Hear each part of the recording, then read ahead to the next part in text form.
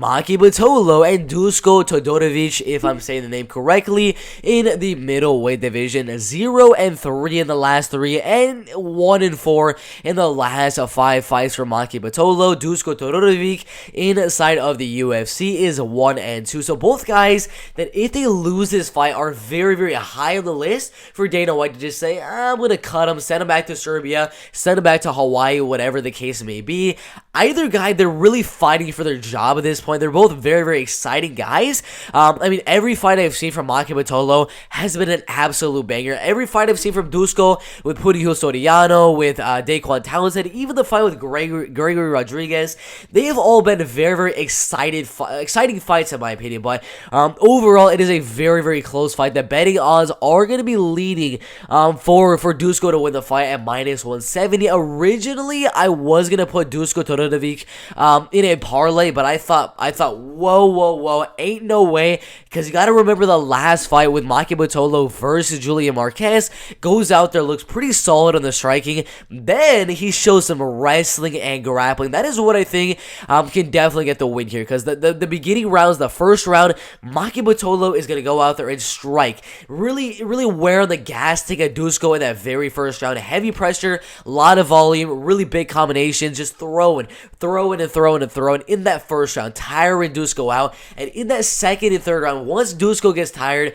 as we've seen in a lot of his fights, especially that Dana White's Contender Series fight with Teddy S, it was 2 years ago, but even the fight with Gregory Rodriguez, he does gas very, very easily. So Maki Pitolo really needs to put on the pressure early on, and then just wrestle and grapple in the second and third round. I think that's the main key to win for Maki Pitolo. I believe Maki could get a knockout here in that first, maybe even the second round, but in the first round, it's really going to be him throwing heavy pressure, really big shots, looking for the knockout on Duško, not necessarily getting that knockout, then mixing in the wrestling and grappling in the second and third round. And overall, I think Maki Pitolo finally comes back with a win. He's only beaten Charles Byrd in the UFC, but look at the guys he's fought.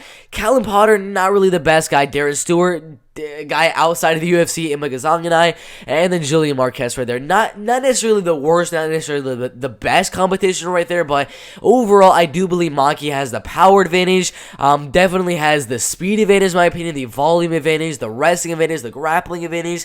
Got the chin, of course. I saw a comment right there from Dave John saying Maki Pitolo definitely has the chin advantage, 100%. He's going to eat the shots from Duško, keep coming forward, mixing the wrestling and grappling, and I'm going to call a 30-27 decision win. I mean, it was a couple of hours ago, maybe 30-40 minutes ago.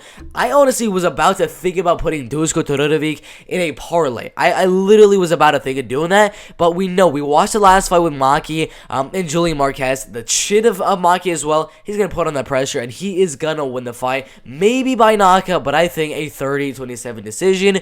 Really good fight in the middleweight division.